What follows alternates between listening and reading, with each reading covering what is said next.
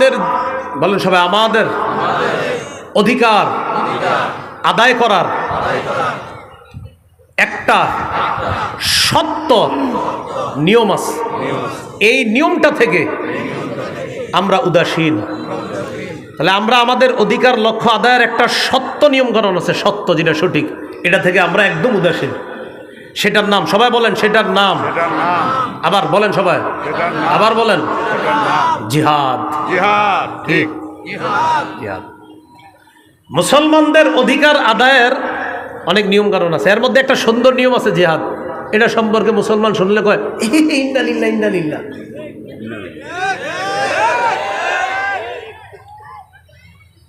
এটা থেকে মুসলমান বিমুখ, গাফেল, উদাসীন মুসলমান। খুব সাবধান। সূরা তাওবা 38-39 নম্বর আয়াতে আল্লাহ বলেন, মা লাকুম ইযা কিলা লাকুম ইনফিরু ফি সাবিলিল্লাহি সাকালতুম ইলাল আরদ ইয়া আইয়ুহাল্লাযীনা আমানু মা লাকুম ইযা কিলা লাকুম ইনফিরু ফি সাবিলিল্লাহি সাকালতুম ইলাল আরদ। আচ্ছা, তোমাদের কি হলো?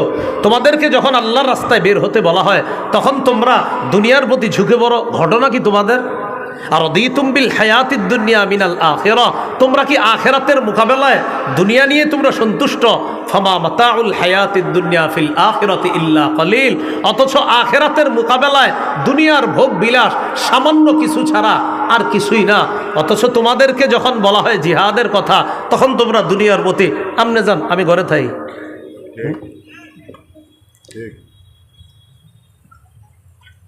কারা কারা ইসলাম কায়েম করার জন্য আগামীকাল আমার সাথে রাস্তায় আসবেন? খতিব সাহেব ভাষণ দিয়েছে মসজিদে সবাই হাত তুলছে। পরের দিন মা বাবা বুঝাইছে, হুজুরের কাম হুজুরে করতে দে, তুই ঘরে বয়ে থাক, বেরোবি না, আজকে তোর ঘর থেকে বেরোয়া বন্ধ। মুসলমান উদাসীন। আমাদের অধিকার আদায়ের নিয়ম কানুন শিখতে হবে, এটা ভুলে গেছে। সূরা তাওবার 39 নম্বর আয়াতে আল্লাহ বলে, ইল্লা তানফিরু ইউআযযিবকুম আযাবান আলীমা, যদি তোমরা জিহাদে না যাও, যুদ্ধে না যাও, যদি এটা অস্বীকার করো, তোমাদেরকে তিনি কঠিন শাস্তি দিবেন। ওয়াস্তাবদিল কওমান গায়রাকুম, তোমাদের পরিবর্তে অন্য জাতিকে তিনি আনয়ন করবেন। হ্যাঁ, জিহাদের নিয়মকানুন আবার আলেমদের থেকে শিখতে হবে। নিজে নিজে কোথাও গিয়ে একটা বাড়ি উড়াই দিলেন আর বললেন এটাই জিহাদ, বিষয়টা এমন না। এটা আবার বুঝতে হবে, এটা আলেমদের থেকে আপনাকে জানতে হবে, বুঝতে হবে, শিখতে হবে। এইগুলো 5 নম্বর। আমাদের অধঃপতনের 6 নম্বর, নেতৃত্ব শূন্যতা। বলেন কি? সবাই বলেন। আমাদের একজন আদর্শিক মুসলিম নেতৃত্ব শূন্যতায় আছি আমরা। যদিও আলহামদুলিল্লাহ সারা পৃথিবীতে আমাদের ভাইয়েরা দেখায় দিতেছে মুসলমানরা শাসন ক্ষমতায় আসলে কি হবে, শুধু এক দেশ সারা দুনিয়ারে নাচাইতেছে। এরকম যদি 10টা হয় তো অবস্থাটা কি হবে? আমাদের ভাইয়েরা দেখাই দিতেছে, সারা দুনিয়া কয় তোমার সাথে সম্পর্ক নাই, ভাইয়েরা কয় কোনো সমস্যা নাই। এখন যারা কইছে সম্পর্ক রাখবো না, হেরাই কয় আসসালামু আলাইকুম হুজুর, ভালো আছেন? কারণ সারা পৃথিবী মানতে হবে, শান্তি চাও ইসলামের পতাকা তলে আসো, মানতে হবে। এটা আমাদের ভাইরা দেখাই দিতেছে। এছাড়া আমাদের মুসলমানরা যে যেখানে আছে, একজন আছে মাশাআল্লাহ আরবে বৈশা রয়েছে, উনি বুঝায়, উনি অনেক কিছু করবে।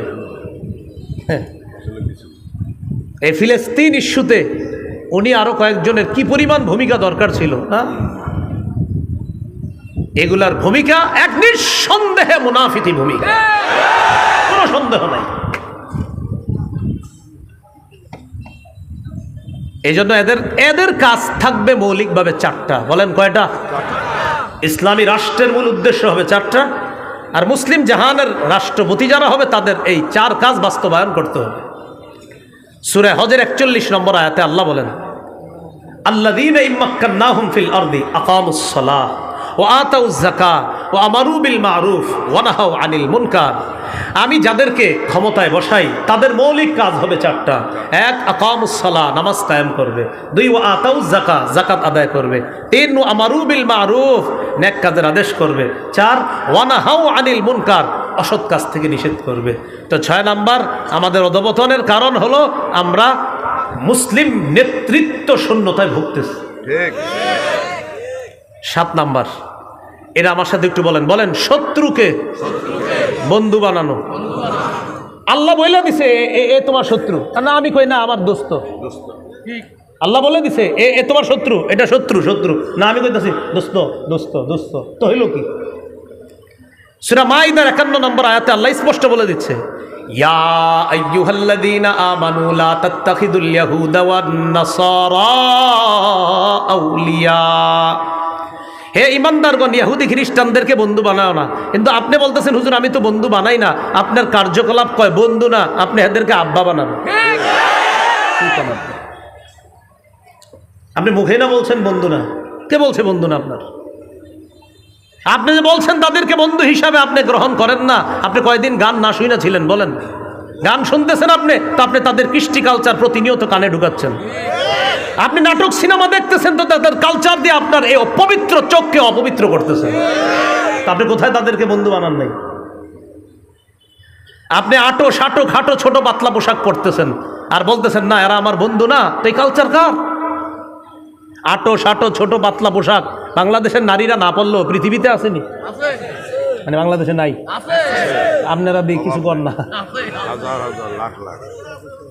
তা আল্লাহ বলছে ইহুদি খ্রিস্টানদেরকে বন্ধু বানাও না। 7 নাম্বার কারণ, শত্রুকে বন্ধু বানাইছে। আল্লাহ বলে দিছে ওমাইয়া তাওয়াল্লাহু মিনকুম ফাইন্নাহু মিনহুম, তোমাদের মধ্যে যারা তাদেরকে বন্ধু হিসাবে গ্রহণ করবে সে তাদের অন্তর্ভুক্ত হবে। এই গেল 7টি কারণ আমাদের অধপতনের। সর্বশেষ 8 নাম্বার কারণ, বলেন আমার সাথে, যথাযথ সুরা ব্যবস্থা না থাকা। সুরা কি? এটা অনেক লম্বা আলোচনা। আমার দেখবেন ইসলামী রাষ্ট্র ব্যবস্থা নিয়ে লম্বা একটা আলোচনা আছে, ওটাও আছে, প্রায় দেখছি অনেকে ছাড়ছে, ওটা একটু দেখে নেবেন। ইসলামী রাষ্ট্র ব্যবস্থা কিভাবে কি হবে, ওখানে সুরা ব্যবস্থা নিয়ে আলোচনা আছে। তো সুরা ব্যবস্থা থাকলে আমাদের জন্য অনেক কিছু সহজ হয়ে যেত। সূরা আলী ইমরানের 159 নম্বর আয়াতে আল্লাহ বলেন ওয়াশাবিরহুম ফিল নবীরে বলছে সব বিষয়ে আপনি ফিল আমরি, বিভিন্ন বিষয় ইত্যাদি বিষয়, গুরুত্বপূর্ণ বিষয়, ওই বিষয় ইত্যাদি বিষয়ে তাদের সাথে আপনি আলোচনা করেন। তো সুরা মাশওয়ারা করা, পরামর্শ করা, এটার অনেক গুরুত্ব। কারণ কথা হলো আমাদের সবার একটাই কথা, হুজুর পরামর্শটা করবো কার সাথে? এই জন্য সুরা ব্যবস্থা এটা একটা যথাযথ থাকা দরকার ছিল। এইগুলা এই 8টা কারণ বললাম, মনে থাকবে না 8 কারণ। 1 নাম্বার ইসলাম থেকে সরে যাওয়া। 2 নাম্বারটা গুরুত্ব দিয়েছিলাম, বলতে কি ভ্রাতৃত্ব আমাদের নাই। আমরা সবাই বলি মুসলমান ভাই ভাই, আসলে নাই। এরকম আমরা বলি ভাই ভাই ভাই ভাই, তো নাই। এটা 2 নাম্বার। 3 নাম্বার কারণ ছিল আমরা পরস্পর অযথা বিষয়ে বিবাদে জড়িয়ে যাওয়া। 4 নাম্বার কারণ ছিল দুনিয়ার প্রতি আসক্ত হয়ে যাওয়া আর আখেরাতের থেকে আমরা বিমুখ হয়ে যাওয়া। 5 নাম্বার কারণ ছিল আমরা আমাদের মৌলিক অধিকার আদায়ের কিছু নিয়ম নীতি ছিল, এর মধ্যে একটা ছিল জিহাদ। এটার ব্যাপারে আমরা একদম টোটাল উদাসীন, এই পবিত্র বিধানটা সম্পর্কে আমরা জানি না। 6 নাম্বার আদর্শ একটা নেতৃত্ব দরকার ছিল আমাদের, এটা আমাদের নাই। 7 নাম্বার শত্রুরে আমরা বলি দোস্ত, শত্রুকে আমরা বলি বন্ধু। 8 নাম্বার একটা যথাযথ পরামর্শ কমিটি ব্যবস্থা থাকা দরকার ছিল। এই জন্য আসলে আমরা পিছিয়ে যাচ্ছি।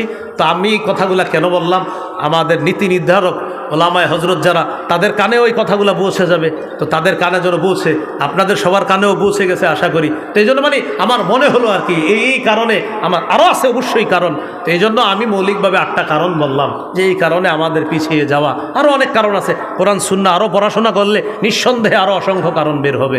আল্লাহ আমাদের সকলকে আমরা ভাই ভাই হয়ে থেকে যেন আমরা সামনের দিনগুলো আসলে আমাদের কি করণীয়, কি বর্জনীয়, আমাদের কি করা উচিত আর আমরা কি করতেছি, কি ছাড়া উচিত আর কি ছাড়ছি না, আমরা এই বিষয়গুলো যেন আমরা জেনে বুঝে আমরা আমল করতে পারি। আমাদের জীবনটা সুন্দর করে সাজিয়ে আখেরাতে আমরা একসাথে আল্লাহর রহমতের ছায়া তলে আমরা যেন পুলসিরাত পার হয়ে জান্নাতে আবার সাক্ষাৎ করতে পারি। আল্লাহ তৌফিক দান করেন। সুবহানাল্লাহি ওয়া বিহামদিহি, সুবহানাকাল্লাহুম্মা ওয়া বিহামদিকা আশহাদু আল্লা ইলাহা ইল্লা আনতা আস্তাগফিরুকা ওয়া আতুবু ইলাইক।